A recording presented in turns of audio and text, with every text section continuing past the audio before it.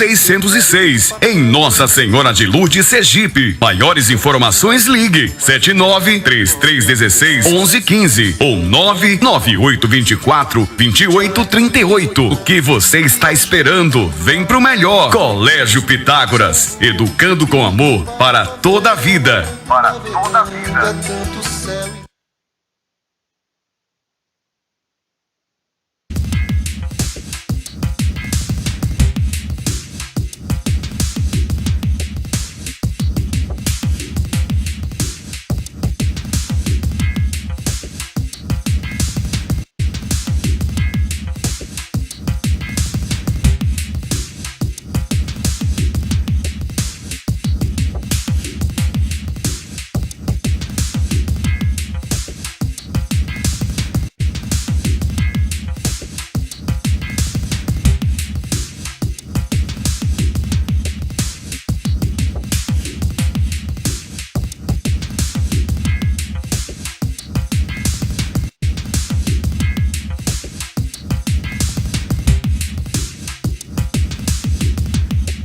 Ano. Venha conhecer nosso projeto pedagógico, nossa estrutura e a melhor equipe de professores. Faça parte desse time e esteja preparado para a vida. Estamos localizados na Rua Carlos Alves da Silva, número 606, em Nossa Senhora de Lourdes, Sergipe. Maiores informações, ligue 79-3316-1115 ou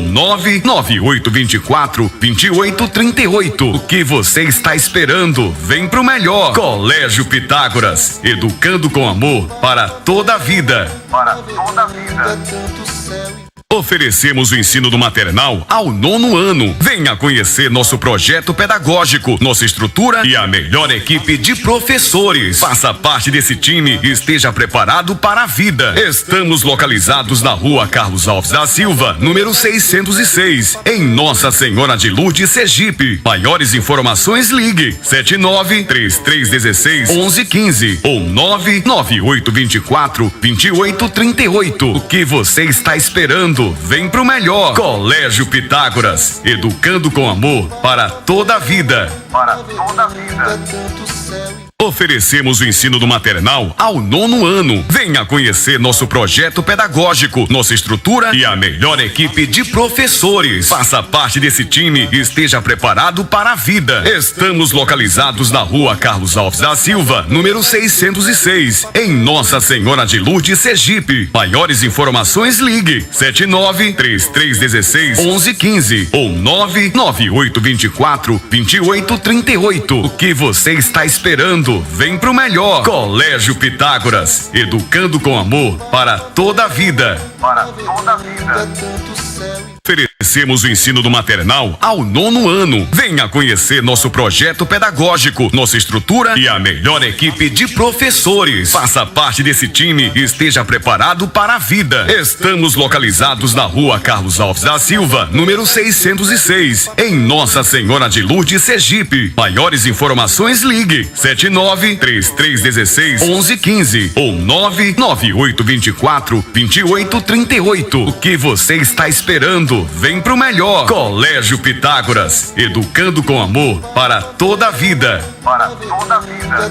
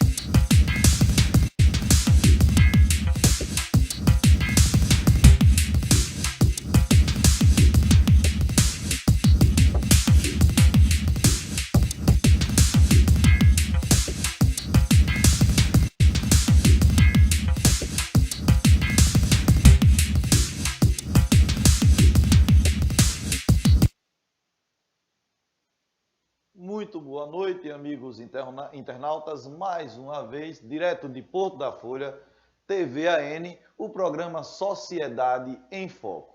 Hoje, o nosso programa traz Luiz Alberto, que é o presidente da Associação dos Criadores e Preservadores da Ave Mura. É isso, Luiz Alberto? Aves Mura do estado de Sergipe. Do estado de Sergipe. Dentro de instantes, Luiz Alberto vai nos falar tudo sobre procedimento para criar esse tipo de ave e também questões mais, digamos, acaloradas que vamos deixar mais para frente, Luiz Alberto. Inicialmente, eu gostaria, com todo o prazer que tenho, de falar o nome dos patrocinadores do nosso programa, que são eles que mantêm, junto com você, amigo internauta, aí do outro lado, esse programa que vem a cada quinta-feira tendo um número maior de audiência. Então, eu gostaria de agradecer o Colégio Pitágoras, em nome do professor Vieira, professora Márcia, JC Variedades, do meu amigo Shell, Franklin Serralharia, lá em Nossa Senhora de Lourdes, você precisou daquele box para o banheiro, precisou de uma porta, tá lá no Franklin, lá você consegue tudo isso, precinho camarada, todos os cartões, é só dar uma passadinha. Farmácia do Trabalhador e do Aposentado da Região, com meu amigo Albert Farley e sua esposa Adriana. Também temos os Messias Bike, lá em Nossa Senhora de Lourdes, Cleiton Motos e Fertilizantes Pantaleão, além também da AT. A AT que faz jogos online. Se você quer ser um dos nossos representantes, quer ganhar um dinheirinho extra, nos procure. Nós temos as melhores taxas do mercado e pagamentos garantidos dos seus prêmios. Então, amigos, hoje a discussão é sobre a criação de galo da raça Mura. Mura, mais conhecido, famoso no nosso sertão, como tal galo de raça. É isso mesmo, Luiz Alberto, o espaço é seu para cumprimentar os nossos internautas e falar já inicialmente o que é essa raça, esse tipo de galo Mura. Boa noite a todos os telespectadores, em particular, claro, os que acompanham o programa Sociedade em Foco. Gostaria de agradecer ao colega e comunicador Carlos Ora por essa oportunidade, para que a gente possa explicar o trabalho que a gente vem desempenhando enquanto associação, para dar segurança a todos que são apaixonados e aficionados por esse animal aqui. Foi publicado no dia 21 de novembro de 2018, uma portaria pelo Ministério da Agricultura, reconhecendo o direito de criar e preservar essa ave. Por que Mura? Mura, de acordo com aquela comissão organizadora que criou esse manual e enviou para que a comissão permanente, técnica permanente de bem-estar animal do MAPA, reconhecesse, eles resolveram homenagear, nada mais justo, uma tribo indígena. Por isso, essa ave que é genuinamente brasileira, recebeu esse nome como uma forma de homenagear uma tribo indígena. Nesse manual vem especificando como você deve proceder para ter assegurado o direito de criar e preservar essa ave, que é símbolo do tradicionalismo, não no Brasil, mas no mundo como um todo, até porque se trata de uma ave milenar. Pode existir várias divergências entre vários pesquisadores de várias áreas do conhecimento, seja antropologia, sociologia, o próprio campo do direito, mas de uma coisa a gente tem que concordar, que eles também concordam, de que é uma ave milenar.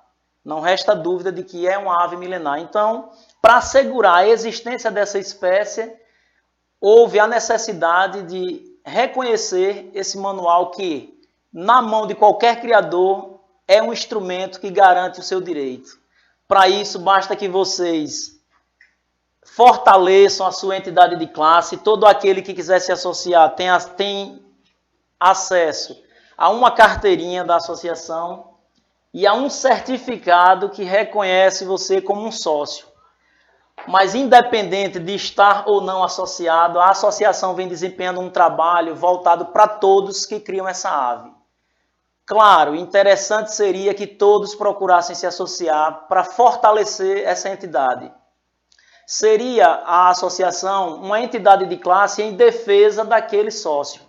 E no atual momento, a conjuntura social nos obriga a buscar a todo instante, nos fortalecer, porque existe, de fato, uma incompreensão na prática representada por esse animal. Muito bem. Você colocou que é uma ave milenar, certo? O galo mura. Isso. A gente tinha, ou pelo menos eu tinha essa noção de que era uma ave, desculpe aí o equívoco, uma ave local. Mas você falou em âmbito mundial.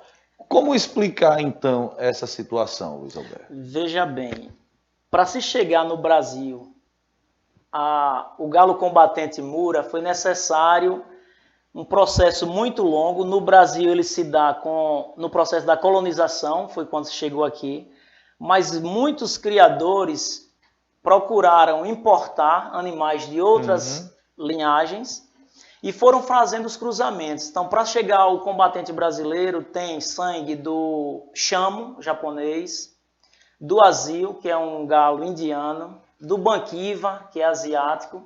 Então, ao longo do tempo, houve um melhoramento genético e na mistura de raças se chegou a este animal. Certo. Por isso, mura e por isso brasileiro, porque esse melhoramento genético se deu aqui. Então, uma junção de várias raças. Várias raças para se chegar ao mura combatente brasileiro. O objetivo, então, desse cruzamento de raças era chegar a um galo combatente. Então, veja bem, você já quer polemizar no começo do programa. Não, é só um entendimento. Só um entendimento. Em qualquer esporte, o que se busca é a perfeição no animal. Vou dar um exemplo, o cavalo de corrida. Você sempre vai cruzar os melhores para adquirir um melhor. Certo. O cavalo de vaquejada, você nunca cruza um top com uma égua que não tenha um PO. Então, o que se busca é o melhor do melhor para produzir um melhor. Sim. No Brasil não foi diferente. Se buscou um melhoramento genético com o intuito de atender às necessidades de cada criador. Isso é muito particular. Porque o que eu busco em um animal, você pode não enxergar como a mesma necessidade. Então, alguns buscavam agilidade, força, plumagem. Então, cada criador busca nesse animal algo que identifique ele. Certo. Então, o melhoramento genético foi nesse sentido, de agregar valor. Então, se tinha um galo que se movimenta mais, eu vou buscar adicionar no meu plantel, mas aí surgiu um outro que tem uma pegada mais forte, eu vou buscar aquele para... Então, você vai fazendo melhoramento no sentido daquilo que melhor lhe convém enquanto criador daquela ave. Né? Entendi. Só que agradecer já as pessoas que já estão conectadas e nos assistindo aqui, o Breno Ferreira, a Vanessa Ora, o Ezio Santos, né? Com certeza, obrigado a vocês que estão aí, o Diogo Santos, Cledson Souza, pessoal da Freelances, aquele abraço lá em Nossa Senhora de Lourdes, nosso colega Elvio Marcelo, judoca, né, da Polícia Militar, e o cara que está fazendo um excelente trabalho, Nossa Senhora de Lourdes, junto com o professor Pedro lá, né, levaram o judô a Nossa Senhora de Lourdes, estão de parabéns, a Ana Clara, o Renzo Freire, seu conterrâneo lá de Cedro de São João, Jean Clay Lima em Nossa Senhora da Glória, Rafaela Souza, meu amigo Sargento Alencar, a Babi lá de Canhoba, o Crécio do judô, Roberval Lima, nosso colega Roberval Lima, né, que nos assiste, diz, hoje temos dois profissionais gladiando em prol do conhecimento. Muito bom, Roberval. Luiz, mandando um forte abraço para você. Ô Luiz Alberto, me diz uma coisa, e como se chegou, como foi essa ideia? Você é o idealizador dessa associação no estado de Sergipe. Como que você chegou a se envolver? Qual o seu envolvimento e de onde começou em relação a essa ave? Muito importante a sua pergunta para que eu não deixe de dar o verdadeiro elogio e os parabéns para quem teve a iniciativa. Na realidade, o presidente chama-se Sérgio Azevedo. Ele é professor aposentado da Universidade Federal. Ricardo Justino foi um dos incentivadores também, é um engenheiro civil. Eu, na realidade, tomei conhecimento de que iam criar uma associação em defesa dessa ave. Como morador, eu digo morador, eu moro em Aracaju, mas Sim. sou de Cedro e moro em Cedro. Para mim, o meu coração está em Cedro. Eu me senti na obrigação de representar o Baixo São Francisco. Não deixar que todos os membros que iriam compor a diretoria fosse apenas da capital ou região sul, que são mais tradicionais. Então, eu tomei conhecimento e me fiz presente na segunda audiência, a segunda assembleia. E naquele momento, dialogando com o pessoal, foi oferecida a oportunidade e eu entrei como primeiro secretário. O colega que era o vice, que é o Elmo, pessoa maravilhosa, de Socorro, por problemas de saúde do pai, estava viajando com frequência, fazendo quimioterapia, teve que se afastar. E aí eu fui eleito na condição de vice. Como o Sérgio fez uma cirurgia recente de prótese de joelho, eu assumi a condição de presidente interino, mas todo o mérito é da equipe, não foi Luiz Alberto o idealizador. A gente costuma sempre dizer que é a associação, vai desde o presidente até aquele que não é sócio, mas é criador. Então a associação surgiu e eu me envolvi dessa forma. Como uma forma de ser uma voz no Baixo São Francisco. Certo. E você já era um criador? Veja só, desde criança que eu crio esse animal, mas por necessidade de estudos, eu, um certo tempo, parei de criar, fui estudar em colégio interno, no colégio agrícola, em seguida fui trabalhar em Aracaju, então me afastei um pouco, mas sempre fui um criador e sempre fui um apaixonado por essa ave. Eu criava com meu irmão, o Ailton, a gente criava juntos, eu cheguei a participar de vários eventos, sim. É algo que é inerente não ao homem do campo, mas ao apaixonado por tradições. Uns pelo galo, outros pela vaquejada, outros pela corrida de cavalo. São tradições que constroem toda a história de um povo, né? O tecido social ele é constituído dessa forma. Então eu não tem como negar. Hoje eu sou um criador, tenho um espaço mais ou menos organizado e estou aqui para defender o direito de continuar mantendo a existência dessa ave. Como tradição, você falou aí, como cultura, como enquadrar então? Eu queria que você fizesse um históricozinho e enquadrasse esse animal, essa ave, na cultura, principalmente do povo nordestino, do sertanejo. Então, veja só, esse animal, símbolo da tradição no Brasil, ele não é apenas um animal que simboliza o sertão ou a vida rural, né? Tem uma frase de Machado de Assis que ele diz que o galo de briga é o cavalo de corrida do pobre.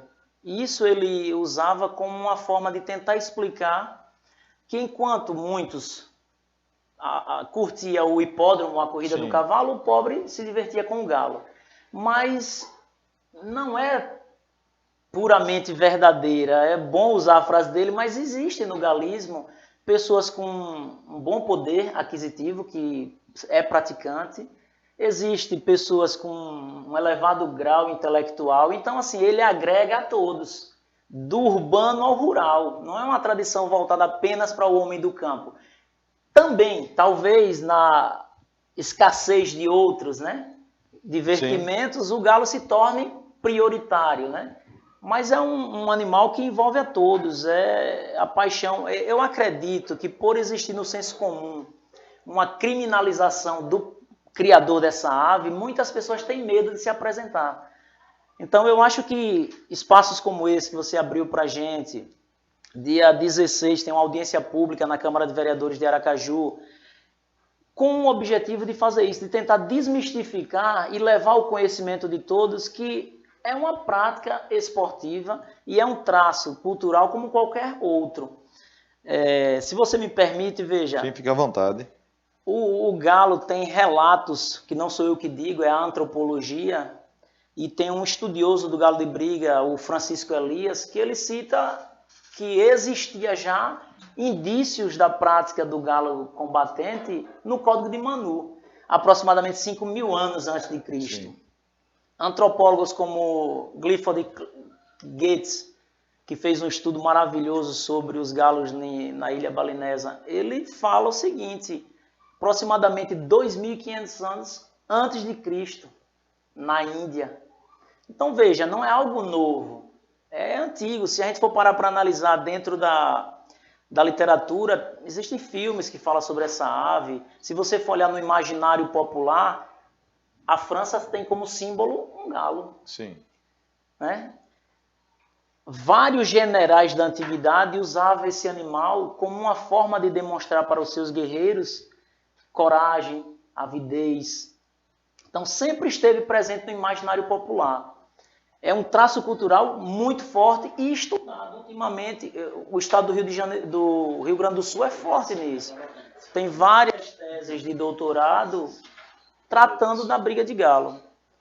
Então, assim, é algo que é inerente à tradição. Não tem como você tentar desvincular o galo de briga da tradição.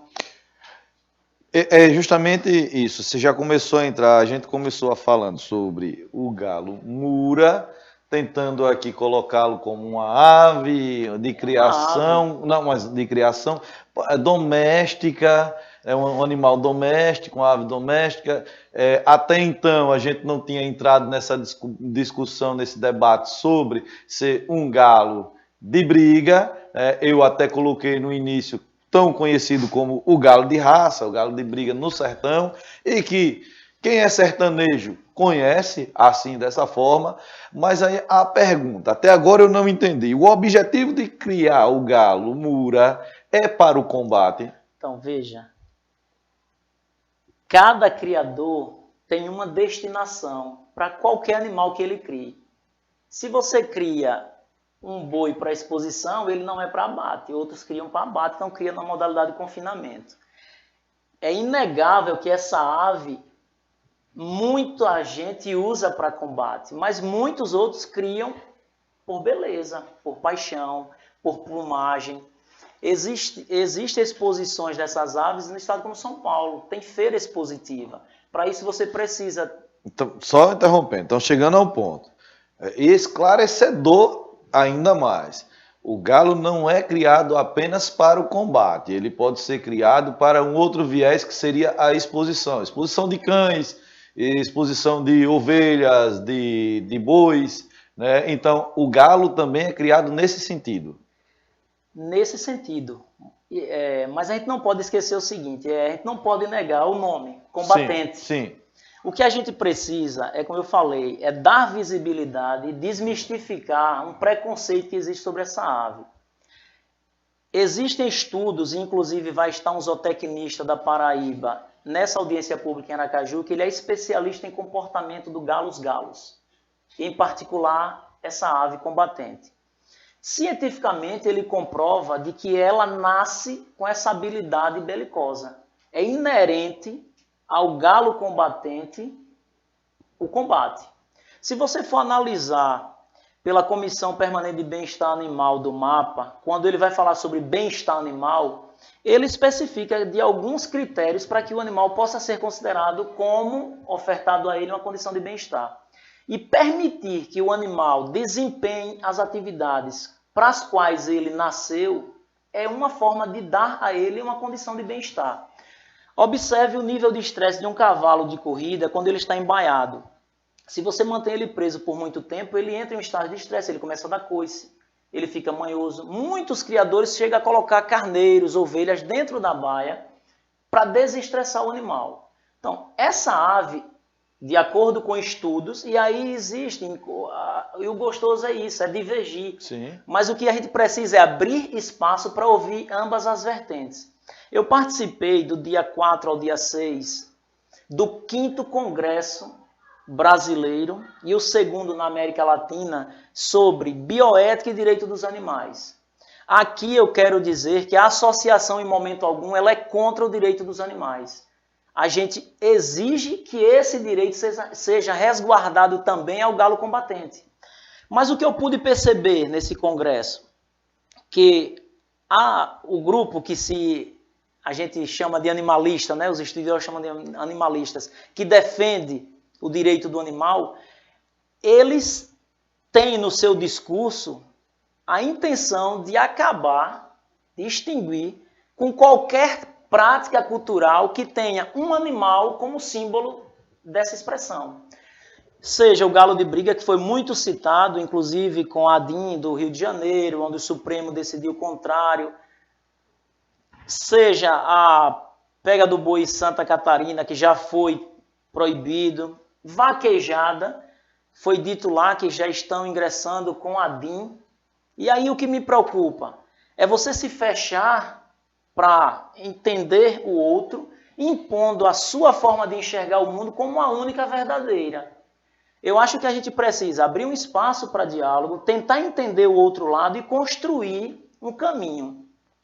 Eu, como presidente interino da associação, defendo a regulamentação dessa prática esportiva. Se você parar, vou fazer uma analogia rapidinho, mas o telespectador vai entender. Quando dois atletas estão dentro do octógono lutando, existe uma regulamentação para aquele esporte e eles assinam um termo de responsabilidade. Se um deles deferir um golpe que venha levar o outro a óbito, ou que cria uma lesão muito grave, ele vai responder de forma bem mais atenuada porque está dentro do regulamento. O cara não vai responder por um crime doloso. Né? Não existe um enquadramento por eu rasgar o supercílio de um outro combatente e eu vou responder por lesão corporal. Não existem essas tipificações de crime naquela prática. Por quê? Porque existe a regulamentação do esporte. Então o que a gente quer é abrir um espaço de debate e criar a oportunidade de regulamentar essa prática esportiva. Ao invés de lançar na clandestinidade e criar no senso comum uma visão de criminoso. Ou seja, é como se todo galista fosse alguém com uma moral baixa, quando na realidade não condiz. Existem engenheiros, médicos, advogados, várias pessoas de várias camadas da sociedade que curtem, apenas têm medo por essa imposição social que estigmatizou o galista como um criminoso. Muito bem. Eu queria aqui mandar um abraço para o meu amigo Sargento Simões, que não perde um programa, trabalhou conosco lá em Propriá. Obrigado. O amigo Cabo Cristiano, aqui de Porto da Folha, está lá em Aracaju, provavelmente, mas é buraqueiro e também assiste o nosso programa. E o Bruno Almeida, que diz aqui que show do debate, parabéns, Betão, show do esclarecimento. Não se assustem, amigos internautas, o tão famoso Betão de Cedro é o Luiz Alberto. Toda essa estatura. Pessoal, Napoleão só tinha 1,60. 1,60, mas à frente do exército valia por 100 soldados. Então, eu não sou grande em estatura, mas sou em virtudes. Com certeza. Só para descontrair um pouco, é uma das coisas que a gente gosta também de levar a coisa um pouco na... Isso é bom, né? Deixa o entrevistado mais à vontade. E apesar de ser uma discussão que aqui é acalorada e as pessoas aqui chegando já para fazer perguntas. O José Francisco, que mora aqui em Porto da Folha, também já está parabenizando. Então, Túlio, várias pessoas aqui, já a gente entra nessas discussões que as pessoas estão trazendo. Estou à disposição. E queria também mandar um abraço para as minhas 3 filhas, Evelyn, Ellen, Catarina e Bruna, que devem estar com certeza assistindo ao programa. E a Evelyn hoje estreou lá no Colégio Pitágoras, me substituindo na turma do 8º ano. Parabéns. Já pediram para que eu não volte para a sala de aula, que ela continue. Você vê minha moral como está, né? Mas tudo bem, é assim mesmo. Veja só, Luiz Alberto. Quando você falou sobre discriminar o criador, eu estava querendo entender o porquê. Então, a discriminação em relação ao criador da ave mura é justamente pelo fato de entender que o criador ele só vai colocar o animal para o combate. É isso? E as pessoas que são contra, aí discriminam. Também. Mas veja só, é importante a gente lembrar o seguinte, não existe a certeza absoluta de que esse animal em combate, ele vem a óbito. Existe, como em tudo na vida, previsibilidade. Para isso existe uma duração no combate e outra, quero deixar bem claro, quando existe um combate, no meu entender, não existe maus tratos, existe luta. Se a gente acreditar no conceito de ciência de que a belicosidade dessas aves é uma característica inata deles. Então veja só, o que existe é igualdade. Sim. Não existe uma certeza de que o animal desempenhando as habilidades para as quais ele nasceu para fazer, ele vem a óbito. Pode acontecer? Pode, é uma consequência.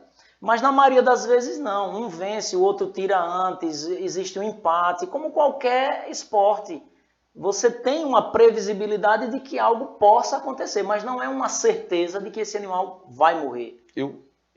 Eu quero discordar de um ponto contigo, mas a discordância é para colocar mais subsídios para você defender. Mas antes disso, o Gabriel Diniz disse que ficou curioso e, pelo tema, o debate de hoje, está assistindo lá da cidade de Santos, em São Paulo. Carlos Augusto também é cedrense, mora em Gararu, está dizendo que são ótimas as informações. O Marcos Hollenberg, lá de Propriá, Ângelo Aragão e o Cleiton Nascimento, tudo nos assistindo aqui pelo Facebook. Luiz Alberto, quando você fez uma comparação do lutador de MMA no octógono e o combatente Mura, um combate entre duas aves e um combate entre dois seres humanos. Mesmo tendo a situação de concordar, existe aí a diferença.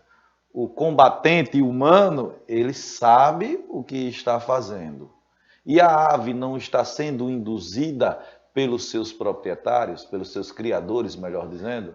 Mais uma vez você me dá a oportunidade de tentar massificar na mente das ideia pessoas que não entendem. Veja só, se você acredita que elas têm essa capacidade como algo inato, é inerente a elas, então elas vão brigar. O que é que acontece?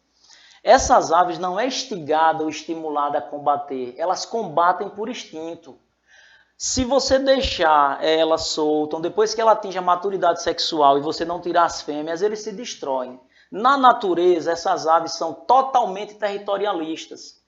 Então, se você levar em consideração de que elas têm, dentro da sua essência, essa habilidade e essa característica de briga, na natureza elas já teriam sido extintas. Hoje o maior preservador é o Criador. Porque na natureza, você vai concordar comigo, que existe uma desigualdade Sim. nos combates. Um animal pode ser maior do que outro, a cadeia mais pesado do que outro, a espora maior do que outra, mais grossa. O que o homem faz é permitir que essa ave continue desempenhando as habilidades com as quais nasceu, porém em nível de igualdade.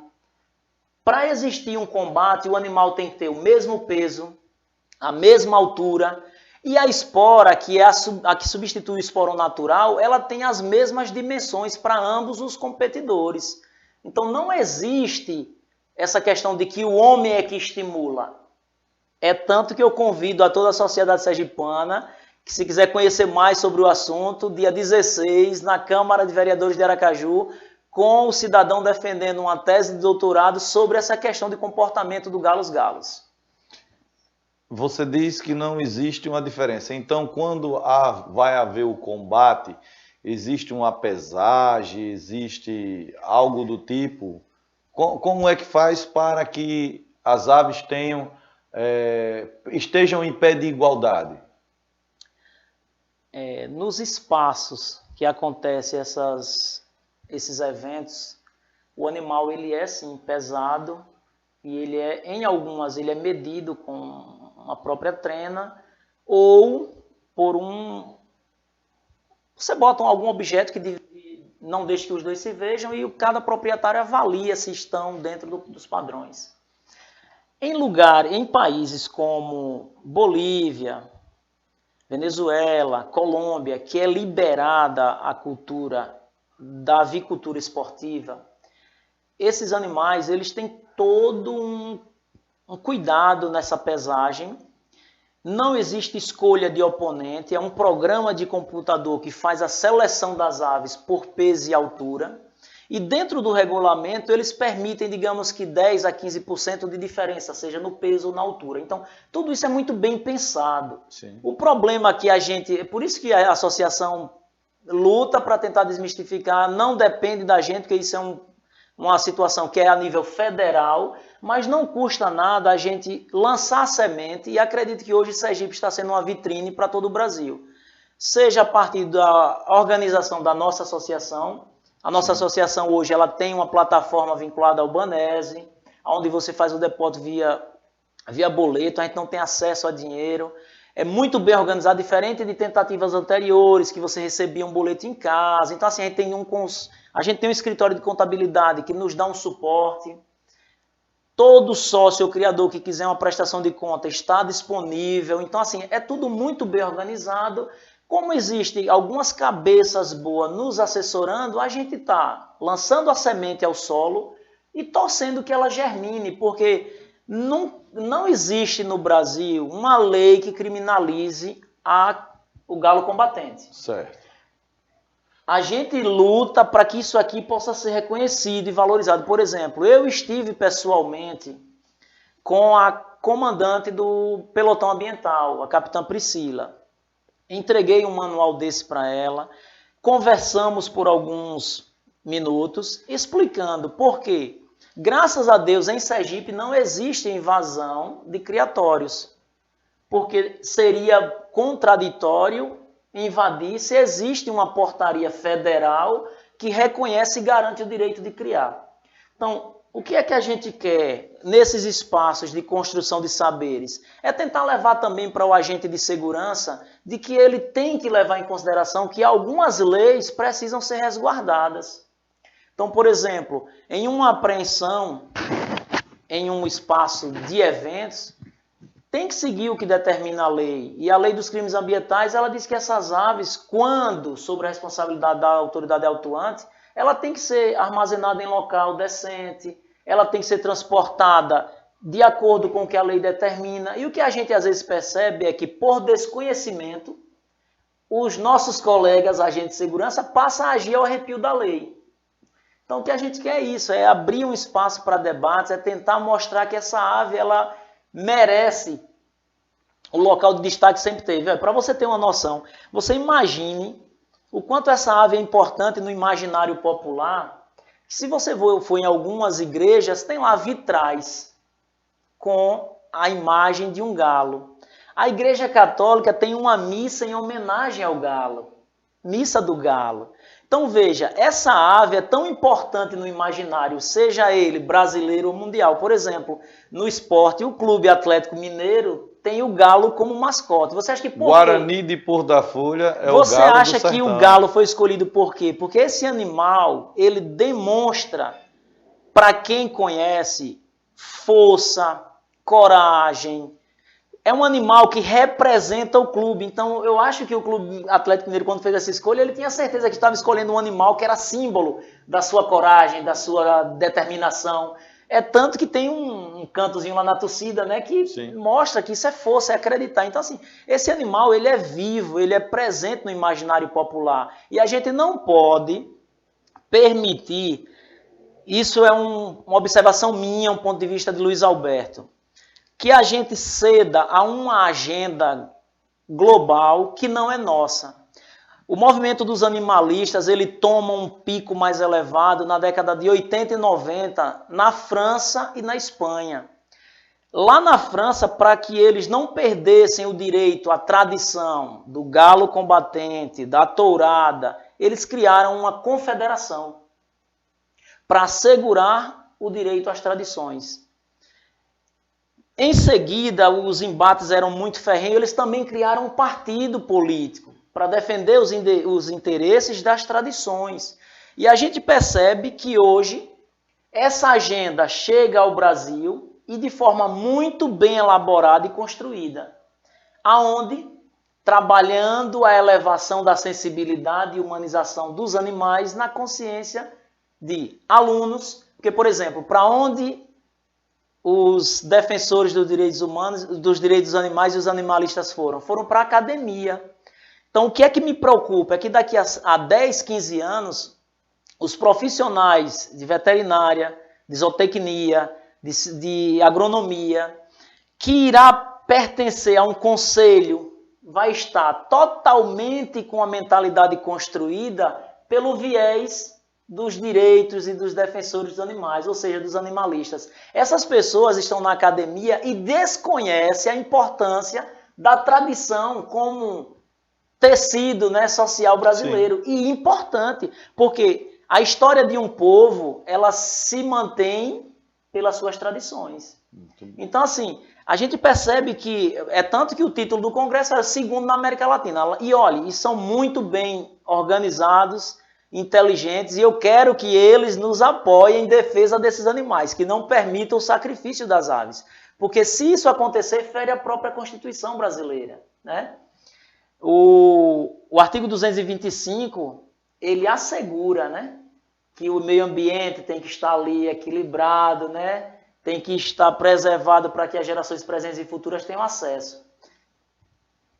Faz parte ou não faz? Está catalogado, é uma ave do nosso país, não precisa ser preservado. O artigo 215 da Constituição, ele diz que o Estado deve assegurar e proteger toda e qualquer expressão cultural, indígena, afro-brasileira. E o Constituinte foi bastante feliz quando ele deixa lá. E outras expressões culturais que façam parte do processo me ajude a hora. Civilizatório nacional. Então veja, por que ele foi feliz quando ele deixou? E outros animais que façam parte do processo civilizatório nacional. Ele deixa em aberto, porque pode acontecer de alguma expressão cultural do nosso país não estar catalogada. E não estando catalogada, mas está assegurado na Constituição. Então veja, o galo de briga ele tanto entra em cultura, como também se atém a essa outra cultura que faça parte do processo civilizatório. Porque se veio com os colonizadores, se houve a confirmação de que em 61 Jânio Quadro criou um decreto proibindo. Em 62, Tancredo foi lá e revogou. Então, observe que ela está presente na nossa sociedade constantemente. É inegável que essa ave tem um espaço na sociedade e o que a gente quer, enquanto associação e defensor desse animal, é dar a ele o local de destaque que ele merece. Muito bem. O Bruno, o professor Bruno lá no Colégio Pitágoras diz, Carlos, desde pequeno ele já tem isso, falando do galo Mura, ele já tem um instinto, seus instintos. Ou você prende os galos ou eles se mutilam mesmo sem serem instigados a isso. Basta um macho cruzar a fêmea, na frente do outro eles brigam. Quando eu fiz, e eu fui bem claro, eu vou discordar de Luiz Alberto para acalorar o debate, né, e dar subsídios a ele, como ele bem disse, que deu-lhe subsídios para tentar mostrar ainda mais a importância, né, da situação do galo Mura para a cultura. Você falou que, salvo engano, você falou que o Vicleanche aqui, dando boa noite ao Vicleanche, que também não perde um programa, e o Alexandre da Silva. Não existe uma lei que proíba o combate. É isso? Eu entendi errado. Então, não existe no Brasil uma lei que criminalize. Sim. Existe um projeto que está em Brasília com essa tentativa, né, de elevar para 6 anos e aumentar a pena de 1/3 a 1/6 em decorrências de algumas situações. Se houver morte, então... Não existe no momento uma lei. O que existe é o seguinte, a lei, o artigo 225 da Constituição, aí eles trazem para si o artigo 32 dessa lei, que ele fala sobre a questão de práticas de crueldade, maus tratos, mas é isso que eu quero, nesse espaço que eu queria dialogar com os defensores dos animais. Se esse animal está provado que ele briga por instinto, não existe a prática de crueldade ou maus tratos. O que existe por parte do Criador é dar igualdade. Esses animais têm vídeo, se alguém quiser acessar no YouTube vai perceber, pintinhos com 3, 4, 5 dias já brigando. Sim. Não tem como você estimular, é dele, é inerente. Então assim... A questão de crime, não existe uma lei. Eu desconheço. Se existe algum advogado aí do grupo puder mandar, a gente vai se retratar, porque eu desconheço uma lei que diga que é crime. Agora, onde é que os aficionados dessas aves são enquadrados? Nos maus tratos. Sim. E na prática do jogo de azar. Mas quanto ao jogo de azar, eu vou fazer uma observação para que os criadores, amantes do galo, perceba o quanto é importante a gente se unir. A gente precisa ter força e representatividade. Se não me falha a memória, a linha B, sobre a questão da contravenção, ele cita a prática do hipódromo, a corrida de cavalo. E na linha B ele diz que não é crime, na linha B ele diz que é crime se houver a aposta fora do hipódromo. Ou seja, os cavalos correr dentro daquela pista que é regulamentado, não é crime as apostas. Mas se você apostar fora, é considerado crime. Isso, para mim, ficou claro que o que existiu para que essa linha surgisse, a força dos criadores de cavalo. Sim. Ou seja, aqui dentro é permitido, lá fora não. Então exclui quem não está ali dentro. Isso mostra a importância da força política, da gente buscar. Eu estive na academia, eu conversei com um professor de sociologia, Hugo Maia, que é um doutor, trabalha com essas questões de cultura, ele me entrevistou na minha cocheira, a gente conversou por um bom tempo, eu levei o manual para ele, expliquei um pouco sobre a portaria. Então, o que eu acho é que a gente precisa, enquanto criador, dar voz ao galo. E quais são os veículos de levar essa informação às pessoas? É a mídia digital, que é uma tecnologia que quem não domina, a gente sabe dos resultados de eleições, né, do poder dela, e buscar academia, buscar escolas para de vez em quando levar uma informação. A gente precisa seguir os passos daqueles que defendem os animais, porque de fato eles obtiveram bastante sucesso na forma como eles trabalham a informação. Ô Luiz, o Gabriel Diniz diz o seguinte, professor, em nossa legislação não existe mesmo qualquer norma que proíba os espetáculos de briga de galo. A recente lei 9.605/98, chamada Lei de Crimes Ambientais, a rigor do seu artigo 32, define como crime ato de abuso, maus tratos, ferir ou mutilar animais silvestres, domésticos ou domesticados, nativos ou exóticos. O galo, por ser criado em ambiente doméstico, se torna domesticado, por isso o grande problema. Acho que corrobora um pouco com o que você falou aí, né? Isso, então, é esse artigo que é sempre utilizado. E eu não estou aqui questionando, é isso que eu estou dizendo. O que a gente está querendo é abrir um espaço para debater. Porque eu volto a frisar, existe se houver os maus tratos e a mutilação.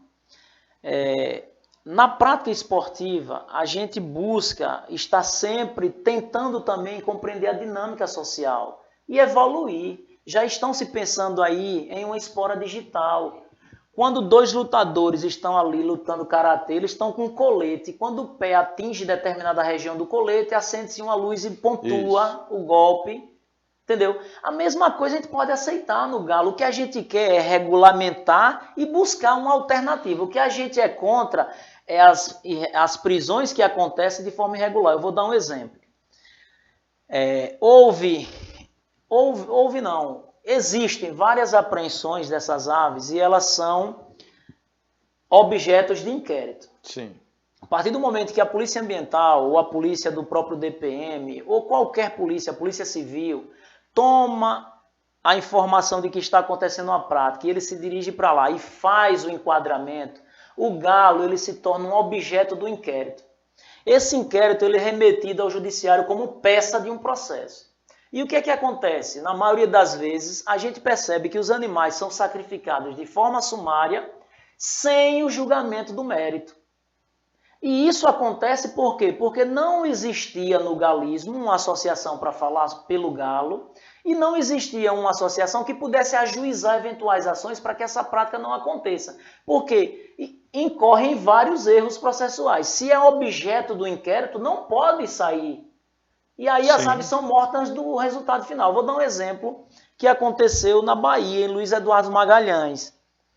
De acordo com o noticiário local que eu li, o juiz determinou a morte de, se não me falha a memória, 65 aves. Foi feita a apreensão, tinha um promotor de justiça no momento, conduziram as aves e algumas pessoas para a delegacia, mas o delegado, não tendo onde colocar essas aves, ele comunicou, oficializou o IBAMA, oficializou a DEMA, e eles disseram que não tinham também onde colocar essas aves. Então o que ele fez? Informou ao juiz que desse um destino, porque não tinham onde colocar essas aves. O juiz decide sacrificar. Julgou o caso. E aí eu pergunto, se o Estado não tem aonde colocar as aves, devolva aos donos. É inaceitável que o Estado não possa ter onde colocar através do IBAMA, da ADEMA ou da própria Polícia Ambiental, quando faz a apreensão, e aí opta pelo sacrifício. Então, é nesse quesito que a gente também defende os direitos dos animais. Por que para o galo é negado o direito de viver? Por que essa precipitação? Porque existe no senso comum aquela visão de que o galista é alguém de moral baixa. Sim. E é isso que a gente quer enquanto entidade de classe, somos uma entidade de classe, temos o galista como o nosso maior símbolo e a gente vai continuar de forma educada, civilizada, buscando se inteirar, de tentar levar para a consciência coletiva e para as autoridades também de que existe uma prática irregular que é o sacrifício. Deixa eu ver se eu entendi. Então, na tua ideia, para a sociedade de modo geral, ou principalmente aqueles que são contra o combate, os criadores são pessoas, digamos, que não são da classe mais abastada, que são pessoas mais simples e sem influência na sociedade, daí sofrerem essa discriminação. Seria mais ou menos esse viés? Mas é isso mesmo. Eu lembrei agora que você mandou um beijo para suas filhas, né? Eu vou mandar para mim, a Kaline, claro. Lavínia e minha esposa Roseli. Eu tenho um exemplo em casa. Minha filha faz odonto na Universidade Federal. E eu peguei e mandei para o WhatsApp dela e disse, olha, divulga aí para suas coleguinhas uma pesquisa que a gente está tentando mandar para Brasília para levar para debate esse assunto. E se houver um número X de assinaturas, a gente ganha visibilidade. Pai, o senhor quer que meus colegas me matem? Então você perceba o quanto isso é forte. Veja, minha filha tem 21 anos, e é essa geração que desconhece e que tem elevado a sensibilização e a humanização dos bichos. Mas aí, Luiz Alberto, nesse sentido eu concordo com você quanto às tradições, à cultura local. Nós sabemos que a globalização por si só, ela impõe a cultura dos países desenvolvidos, né? Quantos sertanejos hoje utilizam as vestimentas normais do sertanejo? O gibão, por exemplo, né? O próprio vaqueiro, de modo geral, no dia a dia, praticamente não utiliza mais. Isso é imposição de cultura. E, nesse sentido, eu concordo com você, porque se o galo mura, se o galo de raça, ele é tido como cultura, e é cultura do nosso povo, obrigado tradição, por entender. Obrigado entendo sim como... às vezes a gente não deve demonstrar um entendimento nesse sentido, né, para tentar acalorar mais o debate, mas é inegável que seja uma cultura, é inegável que o Galo Mura ele participou da formação da sociedade, principalmente, e eu estou falando principalmente sertaneja. Tá? Então, nesse sentido, a gente tem que colocar como tradição, a gente tem que preservar. A questão, o debate é sobre o combate, mas você já está dando aí algumas soluções, por exemplo, utilizar a tecnologia de ter uma espora digital, de ter uma pontuação digital, sei lá, algo que possa movimentar. Porque eu vi um comentário aqui muito interessante de Hugo Santos, acho que o nome é esse. Vale ressaltar o quanto o Galo Mura fortalece os comércios locais, com os nossos investimentos para a alimentação adequada dos mesmos, garantindo assim vários empregados através de nós preservadores. Ou seja, há um incremento na economia. O interessante é que quando eu entro em sala de aula, o que eu digo aos meus alunos, que o mais importante é a gente analisar hoje a parte econômica, a parte financeira de um país, para saber como que ele vai se enquadrar mais à frente. Se eu tenho a possibilidade de incrementar a economia de uma determinada localidade, por que não brigar pela preservação deste animal? Nesse sentido, eu estou completamente de acordo com você. O que nós precisamos aqui, que você nos informe, é de que maneira isso pode ser trazido para a sociedade, que não possa ser entendido como maus tratos aos animais. Quando você coloca que o Estado ele não tem condição de assumir a responsabilidade quando da apreensão das aves. mas o Estado disponibiliza para o próprio proprietário em forma de fiel depositário. Isso pode existir. Se eles fizessem isso, a gente assumia. Em uma ocorrência que houve em Neópolis, eu conversei com o major, eu fui chamado para me fazer presente que houve uma operação policial e eu, na condição de representante dessa categoria, eu me fiz presente. Eu conversei com ele, eu me identifiquei, a gente pediu para ficar como fiel depositário, mas é como eu falei, existe um grau de dificuldade enorme de se comunicar com os órgãos de fiscalização e controle, que seja a ADEMA, IBAMA, a polícia. Não existe uma comunicação, eu acho que por desconhecimento destas garantias. Porque se na Constituição está assegurado as expressões culturais, se a Lei 9.605 diz que essas aves, quando apreendida, tem que ser destinada para zoológico, entendeu? Entidades assemelhadas, e deve ser cuidada e protegida, não são termos meus, é do legislador, cuidadas e protegidas por mão de obra especializada. Eu entendo que a mão de obra especializada seria um veterinário, um zootecnista ou o próprio criador. Mas só que as pessoas que estão à frente das fiscalizações, eu não sei se por tensão no momento da situação, eu não sei se por delegar, né, como eu digo, uma baixa moral àquele Sim. público, eles descumprem essas normativas. Não sou eu que estou dizendo, é a Constituição. O artigo 225, ele trata disso. E aí vem a Lei 9.605 e assegura. E a gente percebe que não existe o cumprimento e o que a gente percebe é uma total demonstração de desconhecimento, que eu acredito que não é desconhecimento. É essa questão do senso comum de que é uma prática ilegal, de que é crime e de que deve ser abolido a todo custo. Olha, você veja o quanto é importante a gente manter os traços culturais de uma comunidade. Imagine se todas as peças de museu que representam a antiguidade deixassem de existir. Quanto a gente perderia no tocante a fontes de informação que retratem um povo. A arqueologia, ela fez na Ásia recentemente escavações e encontrou ossos dessas aves e são estudados na Universidade de Berkeley nos Estados Unidos. Então a gente percebe que manter vivo uma tradição é de fundamental importância para você entender os traços culturais daquela comunidade. Uhum. O homem deixou de usar o gibão, entre aspas. Ele ainda existe. Sim. E tem um valor simbólico muito forte.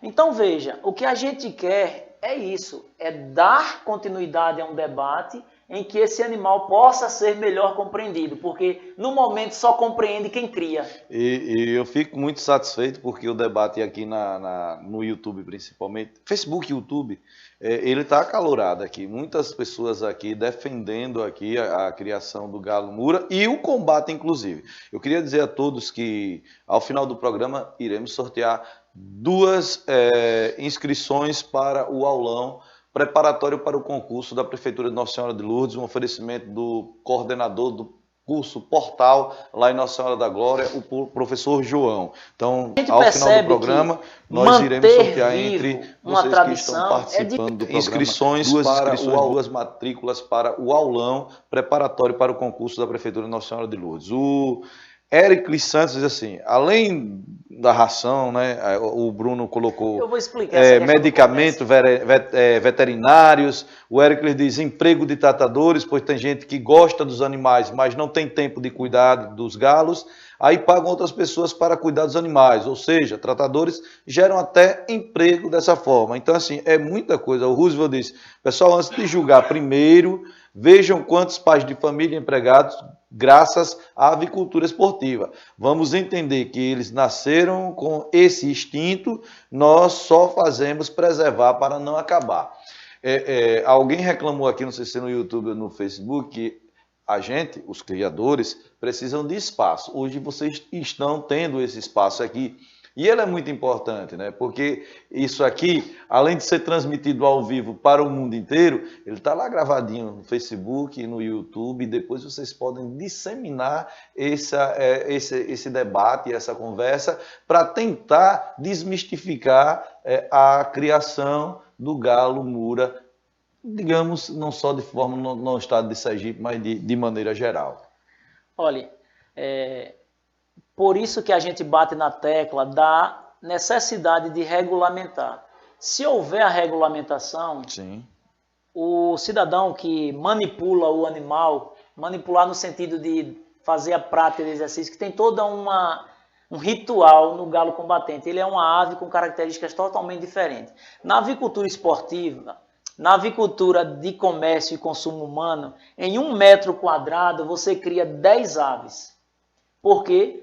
Quanto menos se caminha e mais come, mais peso ganha. O galo de briga ele é diferente, ele precisa estar só e um espaço bem maior. Então, os apartamentos, gaiolas, são nomes dados, geralmente ele gira em torno de 80 por 80. As minhas têm delas de 1,50 por 90 e as outras 90 por 90. Então você perceba, existe no manual MUR assegurado algumas garantias.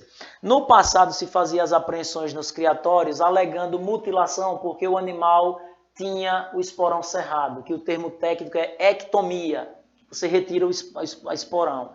As cristas é cortada, as barbelas, os brincos. Então, no próprio manual que foi reconhecido e aprovado e assinado pelo ministro, do Ministério da Agricultura, que tem sempre que passar por essa comissão técnica e permanente de bem-estar animal. Eles reconheceram que existe nessa ave a necessidade de fazer todo esse procedimento cirúrgico.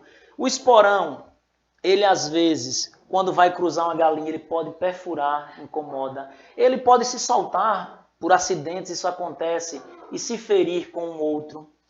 As barbelas, os brincos, a gente tira por causa de acúmulos de alguns parasitas.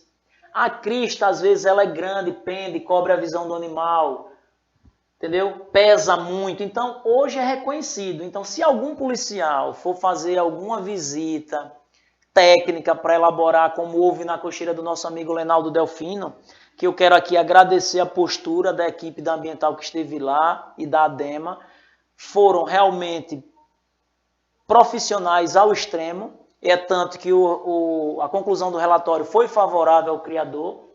Eles perguntaram, por que vocês tosam o galo, quer fazer aqueles cortes nas penas?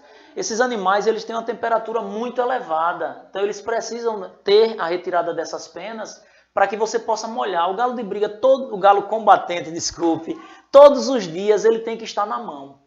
É um animal que precisa estar na mão. Então você tem que estar dando um banho, você tem todo um ritual que só compreende o criador e que está assegurado no manual. Então assim, se regulamentar, você vai assinar a carteira do tratador, você vai registrar o seu criatório, tudo isso é renda. E se fizer um cálculo rápido, vamos trabalhar com uma amostra micro. Cedro de São João, exemplo, 10 criadores. Eu vou fazer a contabilidade minha. Os meus animais consomem 6 sacos de milho por mês. 6. Você multiplique, que eu talvez seja o menor criador, vamos botar uma média de 3 sacos por criador, tendo 100. Sim. Dá 300. Agora você contabiliza isso a nível de Brasil e tem cocheiras que tem 1.000 aves. Isso movimenta o campo da pesquisa científica. Tem um estudo nos Estados Unidos, me perdoe eu não citar a fonte agora, que está trabalhando a capacidade de cicatrização do galo combatente. Ele se fere com 5, 6, no máximo 10 dias ele está curado. E isso está sendo absorvido pela ciência para entender e, quem sabe, trazer. Já pensou uma descoberta que possa contemplar os diabéticos que têm dificuldade de cicatrizações? Então, veja, a Constituição e o Constituinte ele foi muito feliz. Ele pede lá que se preserve o meio ambiente, o ecossistema. E essa ave ela é catalogada em nosso território e deve ter assegurado os direitos que está na Constituição. Muito bem. Mandar um abraço aqui para o meu amigo Glaudio Stone, nosso amigo Glaudio Stone, nos assistindo lá diretamente de Telha. E o Ângelo Aragão pede para mandar um abraço para o pai dele, o Walter, lá de Cedro, criador de galos de velha guarda. Então tá mandado um abraço aí. Conhece o Walter, Luiz Meu Alberto? tio, é meu tio. O Ângelo é primo. Inclusive, muito bem. Participamos de competições juntos. Arquimino Empreendedor, pelo assunto sendo tratado no programa de hoje, sou super a favor da criação e do combatente, apesar de não criar. Muito bem, já ganhou um adepto, mesmo não sendo criador. Está vendo aí, Alan Rocha? Nós criamos por amor, eles brigam por instinto, preservamos a raça. Jean Lucas Dantas, parabéns pela bela atitude de defender esse esporte milenar. Eles brigam por instinto, nós criamos por amor, instinto de... Então já virou até um lemazinho, né? Mas tem. Parabéns, fico feliz em ver o programa abrir um espaço para esse assunto muito importante. Olha, o programa Sociedade em Foco é um programa que discute não só problemas da sociedade, mas que traz também algo que venha dando certo na própria sociedade. De modo geral, nós temos que estar procurando tudo que envolve a sociedade. E a criação do Galo Moura não poderia ficar de fora. É uma satisfação receber o meu amigo, meu colega de trabalho, por muito tempo trabalhamos junto, Luiz Alberto, e com todas essas informações, desmistificando aqui muita coisa, né? E assim, Luiz Alberto, infelizmente nós temos tempo, né? O tempo que nos é disponibilizado, mas eu queria pedir a você que usasse o tempo que ainda nos resta para falar algo que você tenha ainda a falar, que você acha necessário falar aqui hoje no programa para todos que estão nos assistindo. E olha que a audiência hoje foi muito boa, das melhores aqui. Karine Matos, aqui nos assistindo, um abraço, Karine, o Alan Rocha, dando parabéns ao canal, lembrando que daqui a pouco teremos o sorteio das 2 matrículas para o aulão lá em Nossa Senhora de Lourdes, no domingo. O João vai disponibilizar ainda o local, mas quem quer assistir o aulão vai fazer a pré-matrícula lá no Instagram do Portal Concursos Underline. Portal Concursos Underline, vai lá, faz sua pré-matrícula. Vai que você ganha aqui no sorteio hoje, não vai precisar pagar a matrícula no aulão, certo, gente? Então, Portal Concursos também para uma turma para preparar para este concurso. Túlio Gomes também dando parabéns ao programa. Meu amigo Luiz Alberto, esse restinho de tempo é seu. Ô Cleinando, daqui a pouco nós temos o Cleberto Arquimino, professor de Karatê. Já tivemos judô, agora Karatê aqui no programa Sociedade em Foco. Sociedade em Foco não traz só a cultura local, não, né? Mas o judô e karatê já fazem parte também da nossa cultura. É um esporte milenar lá do Oriente, mas que veio e ficou. Tem muito tempo aqui no nosso país, inclusive temos campeões aí. O espaço é seu, meu querido. Eu gostaria de tentar sensibilizar a todos os criadores dessa ave que procure fortalecer esta entidade de classe. Sem representatividade, sem uma voz para falar por este animal, não será fácil os nossos dias. Talvez, a partir de um momento como este, cause, ao invés de um conforto, um desconforto para os criadores, porque a gente não sabe qual vai ser a recepção daqueles que são contrários à nossa prática. Então, somente se fortalecendo, somente dando à associação condições de ter condições para barganhar um bom advogado para nos defender, ter condições de viajar para falar sobre esse animal, e sem a adesão do sócio se torna algo muito árduo, muito difícil. Então o que eu peço é o seguinte, que todos que criam mostrem forças, vamos nos unir e tentar encontrar espaços para dar voz e vez a esse animal. E finalizo com um pensamento de 2 vultos da história, né? São Tomás de Aquino diz que não existe pecado quando uma coisa nasce para a finalidade com a qual ela foi destinada. Então, se esse animal nasceu com esta destinação, não existe pecado em permitir que ele desempenhe as habilidades e as características que é inata a ele. E o outro é o Abraham Lincoln quando diz, se Deus os criou com estas habilidades, com o inatismo como característica, quem sou eu, mero mortal, para impedir que os mesmos desempenhem? Então, agradeço a todos e espero contar com a participação dos sócios daqui para frente para dar voz e vez a este animal que é símbolo da nossa cultura. Muito bem, Luiz Alberto. Pessoal, a gente vai a um breve intervalo, já retornamos com o nosso Karateka e quero agradecer a Luiz Alberto pelas informações prestadas e também o sorteio das 2 matrículas para o aulão, o concurso preparatório para o concurso da Prefeitura de Nossa Senhora de Lourdes, já. E queria agradecer muito, Luiz Alberto, muito esclarecedor, e saiba que o espaço está aberto. A hora que você tiver novidades para nos contar sobre como anda a possibilidade, para finalizar, existe uma possibilidade de legalização do combate? Veja bem, eu tenho que ser bem sincero, porque essa é a minha grande característica, né? A minha grande virtude. Não é fácil, eu não vejo no horizonte, no momento, algo simples para ser alcançado. Porém, eu me espelho no meu animal, né? Tenho que ter coragem, tenho que ter determinação e acreditar que somente lançando a semente no solo é que ela pode germinar. Se não houvesse a participação da associação e do criador, não existiria essa ave. Então vamos acreditar que se ela existe e agora tem uma voz por ela, algo pode nascer. Existem pequenos grupos, né? Microesferas de poder trabalhando para isso. Mas nada que eu possa dizer, não, existe uma possibilidade que tal dia vai... Não, o que existe é isso. É Luiz Alberto querendo conscientizar de que não existe crime. O que existe é a manutenção e preservação de uma cultura.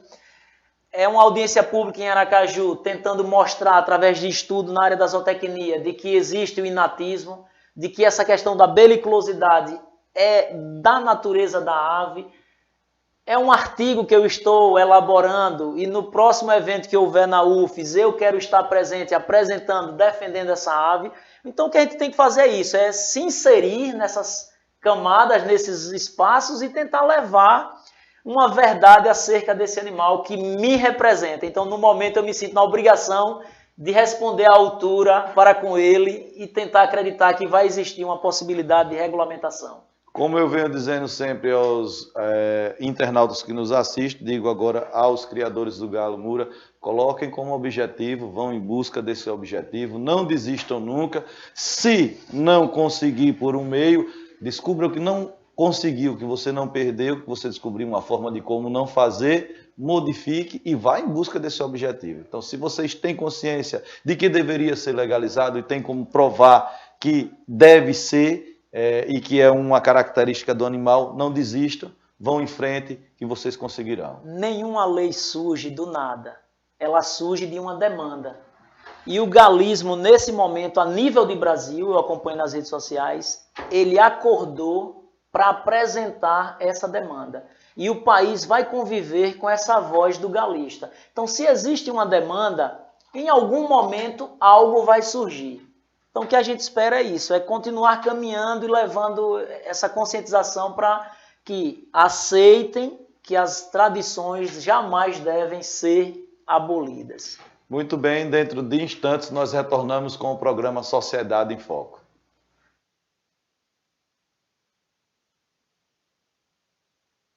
Maternal ao 9º ano. Venha conhecer nosso projeto pedagógico, nossa estrutura e a melhor equipe de professores. Faça parte desse time e esteja preparado para a vida. Estamos localizados na Rua Carlos Alves da Silva, número 606, em Nossa Senhora de Lourdes, Sergipe. Maiores informações, ligue 79-3316-1115 ou 99824-2838. O que você está esperando? Vem pro melhor.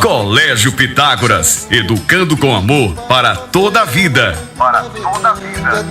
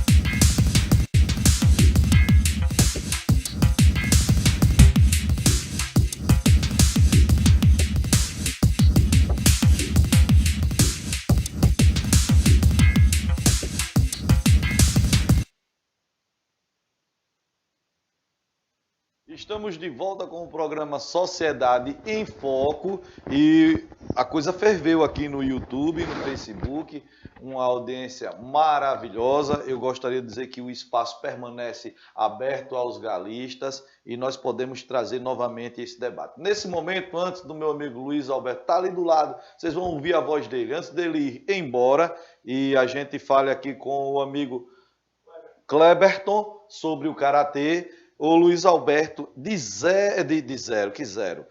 1 a 80, você me diga aí um número. 4. Número 4, Cleinan. Karine Matos. Karine Matos. Diga outro número, menos o 4, de 1 a 80. 13. 13. Cacá Ramos. Cacá Ramos. Agora, o João tinha me ofertado 2, agora vai ser o terceiro. Se ele não bancar, o programa Sociedade em Foco e a TVAN vai bancar. Mais uma. 79. 79. Bruno Almeida Castro. Bruno Almeida Castro. Então, essas 3 pessoas façam a pré-matrícula no Instagram, Portal Concursos Underline. Faz a pré-matrícula, que no domingo os seus nomes estarão nas mãos do coordenador, o professor João, e ele lhes dará a entrada gratuita ao aulão neste domingo, preparatório para o concurso da Prefeitura de Nossa Senhora de Lourdes. Meu amigo Luiz Alberto, muito obrigado. Agora nós estamos com o nosso amigo Cleberton, que é karateca. Isso. Já estou vendo faixa preta. Isso mesmo. É daqui de Porto da Folha? Não sou filho natural de Porto da Folha, mas hoje eu resido em um povoado chamado Lagoa da Volta. Sou filho natural da cidade de Aracaju, mas casei, como diz aqui o povo popular, com uma buraqueira e estamos morando em Lagoa da Volta. É buraqueiro, meu amigo. Casou com a buraqueira, tá morando em Porto da Folha, é buraqueiro. Eu confundo as lagoas aqui de Porto da Folha. Lagoa da Volta é aquela da pista lá indo para Monte Alegre? Não, essa é a Lagoa do Rancho. Essa aqui vai pela Índia, né? Isso. Pronto. Essa aqui é a Lagoa da Volta. Teve um evento outro dia e nós participamos lá numa escala extra. Então, só lembrando, pessoal, esses 3 nomes ganharam aí as matrículas para o curso preparatório, curso não, o aulão para o concurso, preparatório para o concurso da Prefeitura de Nossa Senhora de Lourdes. Mas vamos lá. Parece-me que está chegando a Porto da Folha digamos um evento, um projeto social. E você veio hoje nos falar sobre esse projeto social. Conta aí um pouquinho sobre isso. Isso mesmo, Carlos. Primeiramente, eu quero agradecer a TVAN, ao nosso amigo Cleinan, e a você pelo espaço, para nós podermos estar convocando, chamando a população de Porto da Folha e região para estar participando de um projeto chamado Lutar Sim, Brigar Jamais, onde nós vamos estar realizando nesse sábado, na ABB de Porto da Folha, onde teremos aula todos os sábados, a partir das 14 horas, totalmente gratuito. As pessoas que vierem nesse sábado irão fazer a inscrição. Tem um valor simbólico da inscrição, apenas isso, que é um valor de R$10, mas as aulas em si e as graduações da pessoa terem as aulas contínuas todo mês, não haverá nenhum tipo de mensalidade, será totalmente gratuito. Esse é um projeto que nós queremos para que a gente possa fortalecer o karatê dentro do sertão sergipano. Muito bem, deixa eu mandar um abraço aqui pro meu amigo Júnior Pereira, nosso colega Luiz Alberto, lá em Propriá, nos assistindo. Ô Júnior, você está em Propriá ou está em Penedo?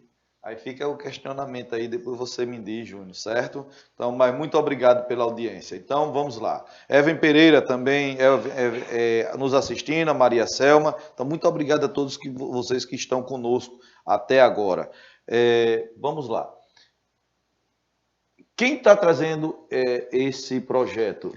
Sou eu mesmo, o professor Cleberton, do Dojo Rinata, é um dojo que nós temos em Lagoa da Volta, e estamos trazendo esse projeto para cá, junto também com a Confederação Sergipana de Karatê, debaixo da autoridade do mestre e sensei Edivaldo. Certo. O intuito é difundir o Karatê na região? Isso, é difundir o Karatê na região e também proporcionar às pessoas de classe, pessoas que não têm a condição de estar pagando uma mensalidade de aula de karatê para estar praticando esse esporte e recebendo os 3 condicionamentos que o karatê proporciona para a vida da pessoa. É o condicionamento físico, né? Onde a pessoa vai ter um preparo físico, muscular, um preparo psicológico, né? Onde ela vai ter o domínio e o equilíbrio de qualquer tipo de afronta que ela tiver sobre a rua ou qualquer ambiente que ela estiver, e também um sentido espiritual, porque até então o karatê tem a meditação também. Muito bem. O Bruno Almeida fala o seguinte: interessante esse projeto, aqui em Lourdes poderia ter. E aí o Evan já coloca que em Lourdes não tem o karatê, mas tem o judô. Inclusive o Crécio já participou aqui conosco, mostrando já bons frutos, né? E participando de competições a nível estadual e já obtendo medalhas, inclusive em primeiro lugar. Então já está dando resultado em termos de competição. E o que eu gosto muito das artes marciais é isso que você falou, da questão mais da disciplina, né? E da concentração também, que envolve essas artes marciais que vêm do Oriente, né? do Oriente Médio, do Oriente, lá da China, do Japão. Né? Justamente. Muitas pessoas, ainda por serem leigas ao assunto, não conhecerem as artes marciais, pensam que se colocar um filho a praticar artes marciais, ou até mesmo ela vindo fazer, ela vai estar virando um valentão, quando na realidade não tem nada a ver com artes marciais, né? A artes marciais ela vai trazer um equilíbrio psicológico daquela pessoa para que ela domine uma certa situação em termos de haver algum confronto ou algum combate. É defensiva, você pode utilizar para defesa, né? E também é uma forma de se manter, tentar se manter equilibrado em uma eventual situação. Justamente. A gente sempre acaba explicando aos alunos, a minha primeira finalidade, eu gosto de contar essa história, quando eu fui ao Karatê, né, isso no meado dos anos final de 2007 a 2008, logo quando eu cheguei, o meu intuito era aprender para, de fato, ser o bam, né? Mas quando a gente entra, a gente acaba tendo toda uma disciplina, né? A gente vai adquirindo e absorvendo toda uma espiritualidade que é passado, todo um equilíbrio, né? Emocional, físico e psicológico, onde de fato você vai ter aquilo ali como uma defesa sua, guardado ali para que se possa ser utilizado. A gente deseja que nunca, né, isso venha acontecer, mas que se caso acontecer, você saiba ter o domínio daquela situação. O Evendi, lembrando aqui que o Karatê também está no programa de esportes olímpicos, né? Dos esportes das Olimpíadas, assim como o judô. E o Even é a pessoa que idealizou os 21 dias lá sem açúcar, com muito esporte, muita água. Depois eu quero saber como é que anda, se muita gente desistiu, se as pessoas estão ainda firmes lá, Even. Passa essas informações que a gente joga aqui no nosso programa Sociedade em Foco. Agora, a parentada apareceu aqui, viu?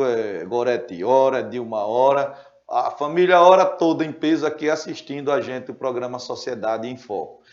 Quem poderá participar desse projeto social? Pronto, vamos lá.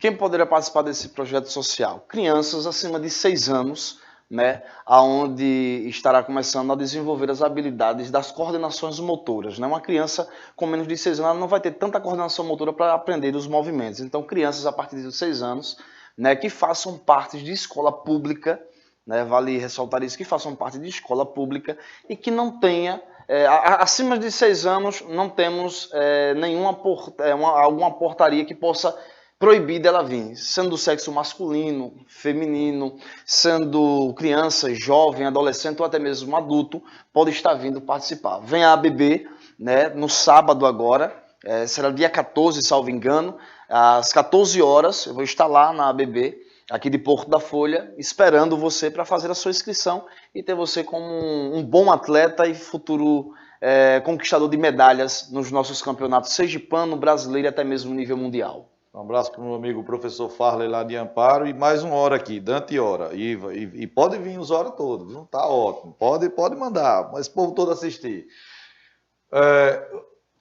O projeto é só no sábado ou haverá uma continuidade? Não, o projeto só irá acontecer aos sábados, né, às 14 horas. Mas eu também dou aulas particular. Nós iremos começar as aulas particulares aqui no colégio também, primeira opção. Né? Não estamos com data definida ainda, mas nós vamos colocá-las também particular com um preço simbólico, bem lá embaixo, razoável, para que também outras pessoas que queiram não só fazer as aulas gratuitas, mas também queiram implementar e ter mais um desenvolvimento com as aulas particulares, também no Colégio Primeira Opção nós vamos estar fazendo. Tá, então todos os sábados haverá o projeto ou só esse sábado? Não, entendi. todos os sábados, isso. Todos os sábados. Na ABB, é isso? Na ABB, de aqui de Porto da Folha. Certo. O nosso intuito, como disse no início, é difundir o Karatê, né, ter Porto da Folha com uma representação forte dentro dos campeonatos sergipanos. Quando fui ao campeonato sergipano esse ano, só tive o prazer de ir eu, minha esposa e mais 2 atletas que nós temos. Então nós queremos difundir, fazer com que esse número de atleta cresça e nós possamos participar desses eventos, levando também o nome da nossa querida cidade de Porto da Folha. Meu amigo Télio Macedo também nos prestigiando aqui no programa Sociedade em Foco. Porto da Folha tem uma representatividade muito forte na questão da vaquejada. Dentro do futebol sergipano tem uma equipe que é conhecida em todo local, a gente conhece o Guarani de Porto da Folha.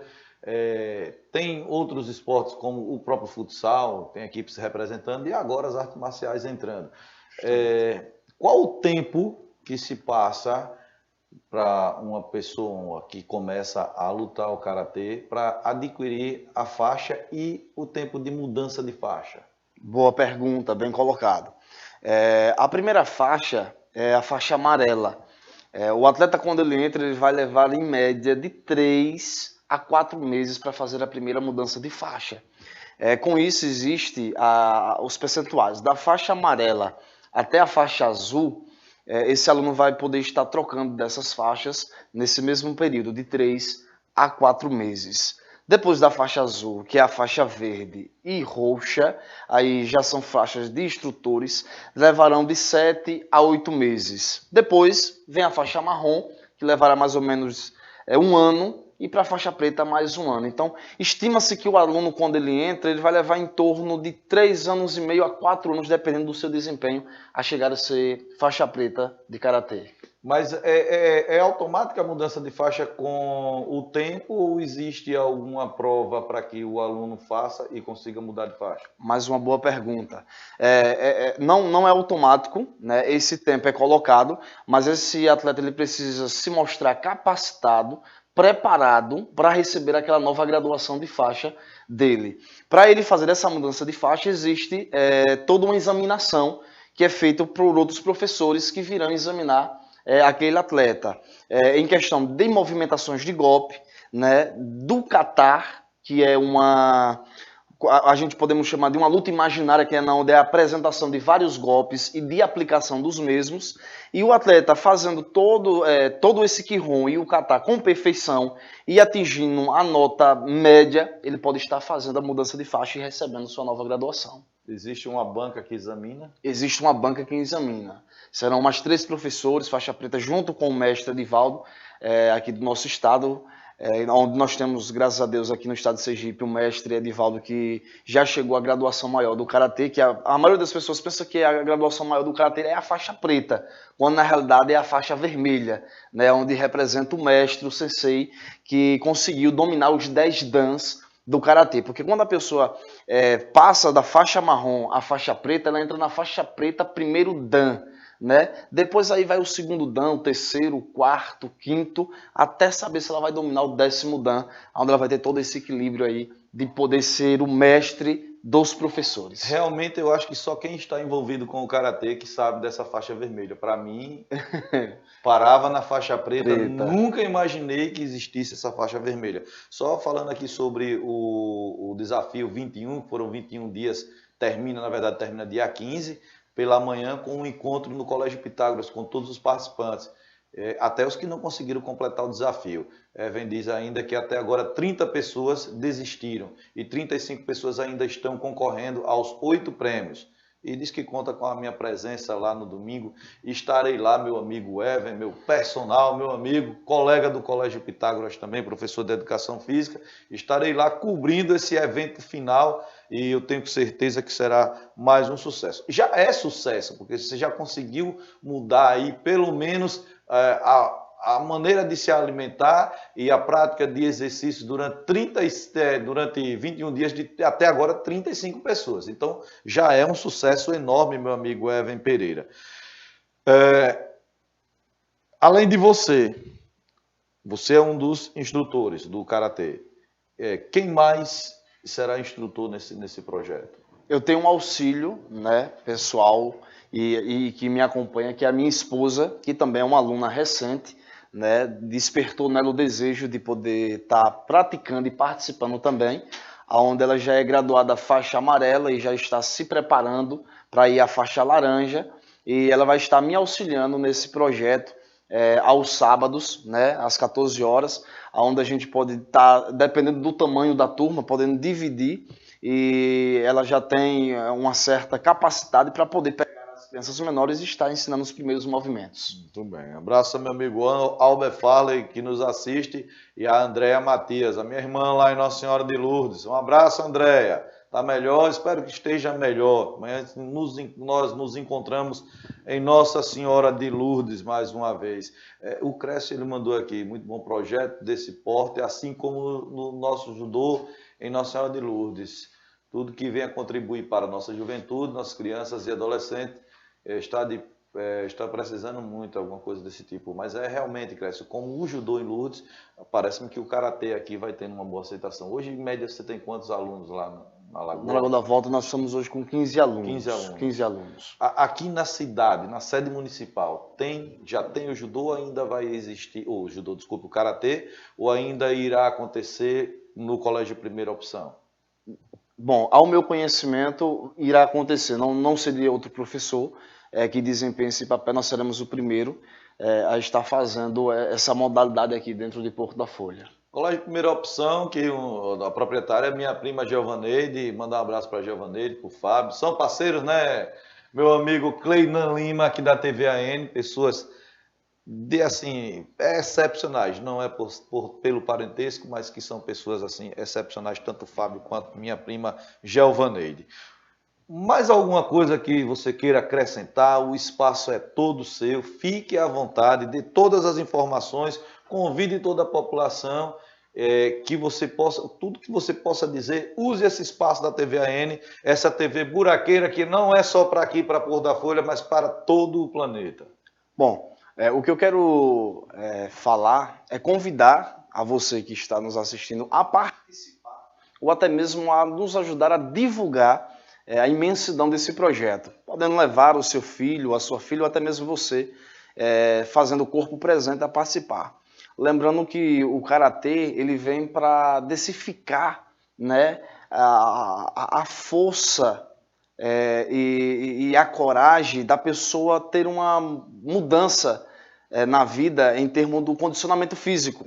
Existem muitas pessoas que precisam, né, em termos de sentirem dor no corpo, pessoas que têm reumatismo e outros, que quando acabam praticando um esporte, tendo uma atividade, ela acaba melhorando todo o seu condicionamento físico. Então, eu quero convidar você, né, seja jovem, mulher, criança, adulto, a vir dia 14, agora sábado, às 14 horas na ABB, e participar desse projeto, né? O nome do projeto é um nome o qual nós escolhemos com grande rigor. Lutar sim, brigar jamais. A prática do karatê existe a luta, mas jamais a briga, né? Existe a pontuação dos pontos em golpes, mas jamais com raiva, com agressividade, mas sim com muita técnica, muito respeito, muita lealdade pelo seu adversário. Então você é o nosso convidado especial ao dia 14, às 14 horas, comparecer na ABB.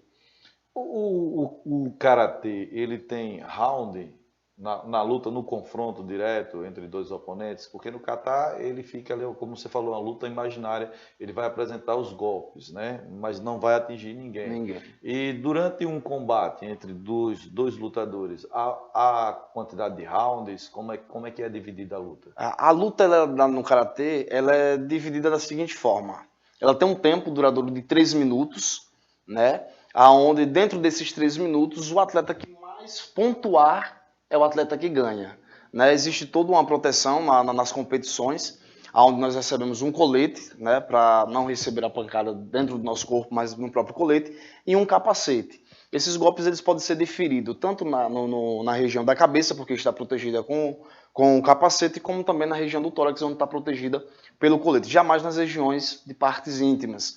Então, o round do karatê é dado nesse tempo de 3 minutos, e o atleta que mais fazer ponto com técnica, né, é o que sai vencedor dessa luta. Então, 3 minutos? Isso. Aí, mas existe a questão das classificações, né? Onde você vai entrar dentro do dojo com as classificações. Vai existir a questão de 6 atletas, onde haverão 3 rounds, né? A quem vai se classificar para as semifinais e as finais, e depois tendo-se também o campeão. Então 3 rounds, é isso? Mais ou menos isso. 3 minutos. Mais alguma coisa, meu amigo? Somente isso. Agradecer ao Carlos, agradecer mais uma vez ao Cleinan, TVAN, né, pelo espaço concedido e dizer muito obrigado. O espaço, assim como disse para os galistas, para os karatecas também está aberto, para toda a sociedade de modo em geral. Eu acho que o que você está fazendo, encabeçando esse projeto, é de suma importância para o desenvolvimento da sociedade. O esporte, ele é fundamental para o desenvolvimento de uma sociedade. E o karatê está dentro das artes marciais e de uma das lutas que eu particularmente admiro. E está de parabéns mesmo a sua atitude. E espero que tenha muitos adeptos aqui na cidade também. Eu queria agradecer enormemente a cada um de vocês que esteve aí do outro lado, nos assistiu, compartilhou o link aí, a audiência hoje foi muito boa. Dizer que não deixem jamais de sonhar. Tenham essas pessoas que foram entrevistadas hoje aqui como exemplos, que eles estão almejando algo e estão indo em busca. Não fique parado. Nada cai do céu se você não for em busca. Você só vai colher o que você planta. Então, pense bem no que você faz no seu dia a dia, porque o universo lhe dá tudo de retorno. O bom e o ruim. Agradecendo mais uma vez a cada um de vocês, aos 2 que foram entrevistados, à TVAN, aos buraqueiros. E semana que vem eu acho que a gente tem novidades sobre a vaquejada aqui no programa Sociedade em Foco. Um abraço a todos, até a próxima semana, fiquem com Deus. Projeto pedagógico, nossa estrutura e a melhor equipe de professores. Faça parte desse time e esteja preparado para a vida. Estamos localizados na Rua Carlos Alves da Silva, número 606, em Nossa Senhora de Lourdes, Sergipe. Maiores informações, ligue 79 3316